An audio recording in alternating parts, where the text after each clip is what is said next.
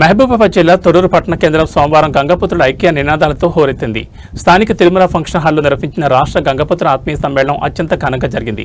రాష్ట్ర వ్యాప్తంగా వివిధ జిల్లాల నుంచి వేలాదిగా తరలివచ్చిన గంగపుత్రులు తమ ఆత్మగౌరవాన్ని, ఐక్యతను చాటారు. ఈ సమ్మేళనంలో గంగపుత్ర సంఘం నాయకులు తమ సామాజిక వర్గం ఎదుర్కొంటున్న సమస్యలపై సుదీర్ఘంగా చర్చించారు. ప్రధానంగా ప్రభుత్వం ముందు ఈ క్రింది డిమాండ్లుంచారు. మత్స్యకార సొసైటీలో ఇతర వర్గాల ప్రమేయాన్ని కల్పిస్తూ గంగపుత్రుల జీవనోపాధిని దెబ్బతీస్తున్న జీవో నెంబర్ 6ను తక్షణమే రద్దు చేయాలి. చెరువులు, కుంటలపై సంప్రదాయ మత్స్యకారులైన గంగపుత్రులకి పూర్తి అధికారాలు కల్పించాలి. దశాబ్దాల కాలంగా పెండింగ్లో ఉన్న తమను ఎస్సీ లేదా ఎస్టీ జాబితాలో చేర్చాలనే డిమాండ్ ప్రభుత్వం వెంటనే పరిశీలించాలి. జనాభా ప్రాతిపదికన చట్టసభల్లో గంగపుత్రులకు తగిన రాజకీయ ప్రాతినిధ్యం కల్పించాలి. ప్రభుత్వం తమ న్యాయమైన డిమాండ్లను పరిష్కరించని పక్షంలో రాష్ట్ర వ్యాప్తంగా భారీ ఎత్తున ఆందోళన చేపట్టాలని సమ్మేళనం ఏకగ్రీవంగా తీర్మానించింది. గంగపుత్రుల ఆత్మగౌరవం కాపాడుకుందాం, హక్కుల సాధన కోసం కలిసి పోరాడదామనే నినాదంతో సమ్మేళనం ముగిసింది. కులవృత్తిని నమ్ముకున్న పేదలకు ప్రభుత్వం అండగా నిలవాలని నాయకులు డిమాండ్ చేశారు. సాపలు సందమామలు సాపలు వచ్చాపలు ముష్టదందుకు మిడీలు పుట్టవర్గ బుడదమట్ట బొచ్చెరవు కొరమేను కొడిపెగండ జల్లలు కొంగముక్కు సాపలు బంగారు తీగలు మీసాల రొయ్యలు మూడొంతుల నీటిని శాసించినగా సాపని పట్టుకొచ్చ విద్యను కనిపెట్టినోడు పెస్తరా సాపలు పచ్చాపలు సాపలు సందమామలు సాపలు వచ్చాపలు పుష్కతుందుకు మిడీలు.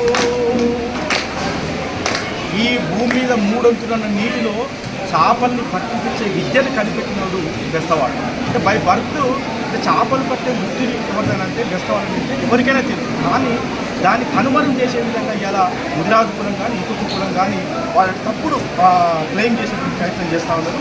ప్రధానంగా తెలంగాణ రాష్ట్రం ఆవిర్భవించిన తర్వాత ముఖ్యమంత్రి కేసీఆర్ అసెంబ్లీ సాక్షిగా ప్రకటించారు, చెరువు కుంటల మీద బెస్తోలదే తొలి ప్రాధాన్యత మన తర్వాతనే ఎవడైనా.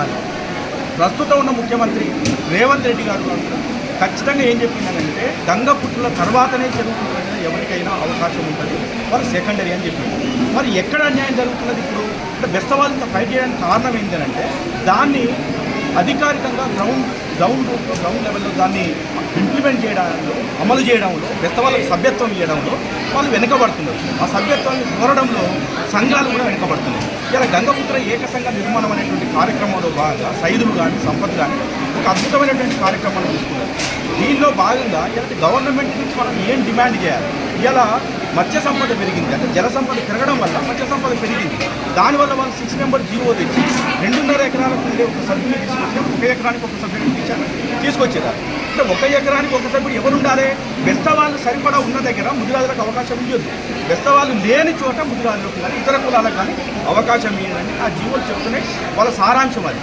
సో అది జరగకుండా ఇలా బెస్తవాళ్ళకి అన్యాయం చేయాలి. నిజానికి ఇలా బెస్త కుల వృత్తులు కానీ ఏ కుల వృత్తులు తీసుకున్నా కూడా ఆ కుల వృత్తులలో ఆ కులాలు లేవు.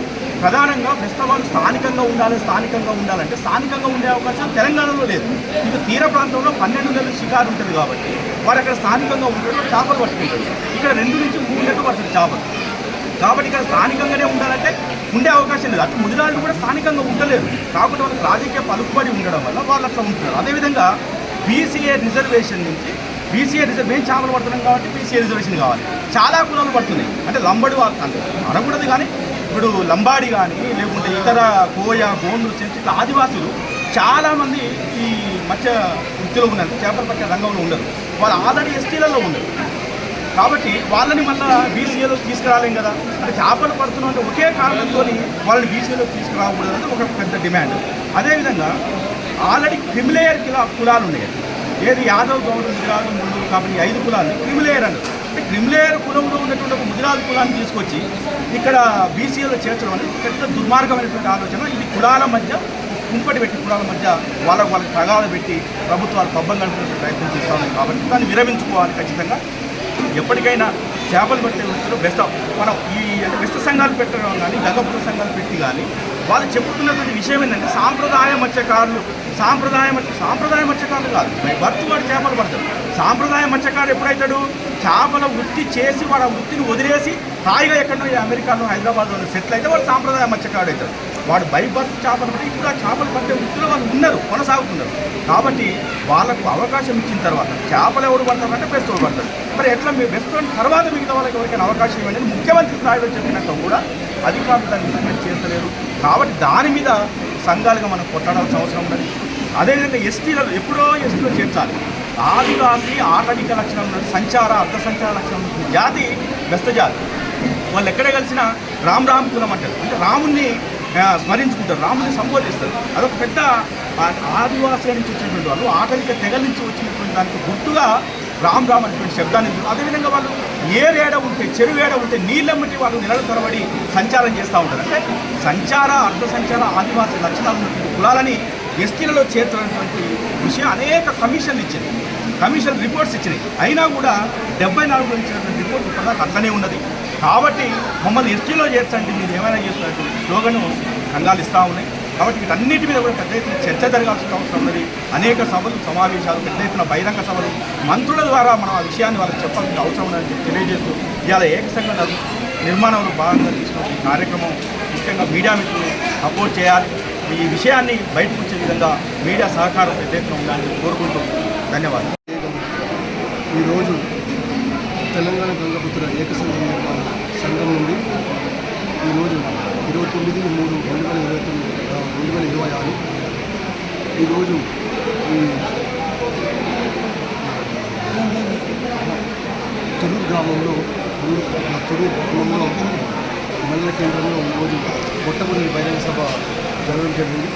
ఈరోజు ఈ సంఘ ఉద్దేశం ఏంటంటే ఈ రాష్ట్రంలో ఉండబడే 23 రాష్ట్ర సంఘాలు ఉన్నాయి. మేము ఆ సంఘాలు ఏం చేస్తున్నాయి, మా గంగపుత్ర జాతికి ఏం చేస్తున్నాయని చెప్పి ప్రశ్నించే అది కాకుండా ఈ సంఘం ద్వారా ఈ అణగారిన గంగపుత్రులకు ఏ విధంగా సహాయ సహకారం అందించి వాళ్ళ బతుకుదెరువులో చీకటి తొలగించి వెలుగులు నింపే విధంగా మేము ప్రతి ఒక్క మారుమూల గ్రామాల్లో పోయి వాళ్ళ స్థితిగతులను తెలుసుకొని వాళ్ళ బాధలు బాధ పంచుకొని వాళ్ళ కష్ట నష్టాలలో పాలు పంచుకొని వాళ్ళ గవర్నమెంట్ అందించే ఫలాలను సక్రమంగా మారుమూల గ్రామంలో ఉండబడే పేద గంగపుత్రులకు అందే విధంగా చర్య తీసుకొని ఈరోజు కుల పోరాటం చాలా ఎక్కువైపోతుంది. కానీ ముఖ్యంగా ఏంటంటే ఇతర కులస్తులతోటి ఈ గంగపుత్రులకు పడే అగచాట్లు ఏదైతే ఉందో ఆ రూపుమాపడానికే మేము కంకణబద్దులై పనిచేస్తాము. అదేవిధంగా ఒక సంఘం ఒక కులం వాళ్ళు మా కులాన్ని డామినేట్ చేస్తున్నారు కాబట్టి వాళ్ళు ఏ ఊళ్ళలో ఉమ్మడి సొసైటీలు ఉన్నాయో ఆ సొసైటీలో వాళ్ళందరూ కలుపుకొని పోతామని చెప్పి ఈ మీడియా ద్వారా తెలియజేస్తున్నాం. ఖచ్చితంగా ఈ రానున్న రోజుల్లో ఇంకా ఉధృతంగా ఈ గంగపుత్రులకు సేవ చేసే విధంగా సేవా కార్యక్రమాలు కూడా మొదలుపెట్టబోతున్నాం.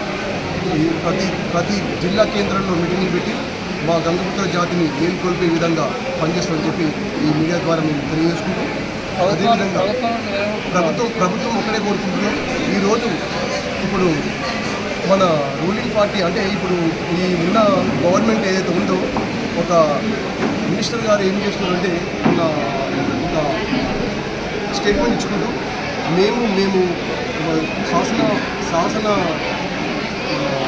ఎలక్షన్లు పోతున్నప్పుడు మేము వాగ్దానం చేసినాము ముదిరాజ్ సోదరులు బీసీ నుండి బీసీఏలోకి తెస్తామని చెప్పి మేము మాట ఇచ్చినాం కాబట్టి మేనిఫెస్టోలో పెట్టినాం కాబట్టి ఆ విధంగా మేము చర్య తీసుకుంటాం. ఖచ్చితంగా ముదిరాజ్ సోదరుల్ని బీసీ నుండి బీసీఏలోకి తీసుకొస్తామని చెప్పి చెప్పడం జరిగింది.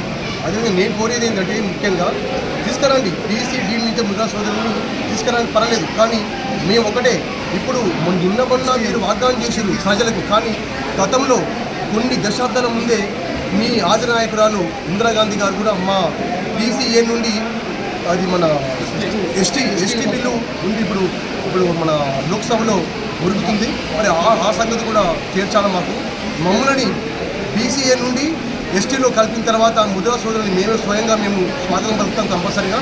కానీ ముద్రా సోదరులు కూడా మేము ఒకటే కోరేది ఏంటంటే అన్నలారా మేము కలిసి అన్నదమ్ములో ఉన్నాం కాబట్టి కొన్ని దుష్టశక్తులు రాజకీయ పబ్బం గడిపేటందుకు మన మధ్యలో స్విచ్ పెట్టి ఓట్ల వేటలో స్విచ్ పెట్టి మనల్ని విభజించి పాలించే విధంగా కులాల మధ్య స్విచ్ పెట్టి వాళ్ళు మనల్ని విభజిస్తున్నారు. మనం కొట్టుకుంటున్నాము. మూడో వ్యక్తికి ఛాన్స్ ఇచ్చే విధంగా మనం ఉంటున్నాం. కాబట్టి ఇది కాకుండా మనందరం కలిసిపోతాం. ఏ ఊరినైతే ఏ మత్స్య సహకార సంఘాలనైతే మన గంగపుత్రులు ఉమ్మడి సొసైటీలు ఉన్నాయో వాళ్ళు కలుపుకుపోతాం. ఏ ఏ ఏ ఊళ్ళోనైతే ఏ మత్స్య సహకార సంఘం అయితే గంగపుత్రులకు ఉందో వాడు ఆ గొడవ చేయకండి దయచేసి. ఎందుకంటే ఈ కులవృత్తి మాది, మీ కులవృత్తికి మాకు ఎలాంటి సంబంధం లేదు. అయినా కూడా వెనకట మా తాతలు ఏదో రమ్మని చెప్పినందుకు మీకు మమ్మల్ని డామినేట్ చేసే విధంగా అది చేయకండి దయచేసి. ఈ కులవృత్తి మాది కాబట్టి మేము కూడా బతకాలి కాబట్టి ఖచ్చితంగా అందరూ కలిసిపోతామని చెప్పి ఈ మీడియా ద్వారా తెలియజేస్తున్నాం. నాకు ఈ అవకాశం ఇచ్చిన మీడియా సోదరులకు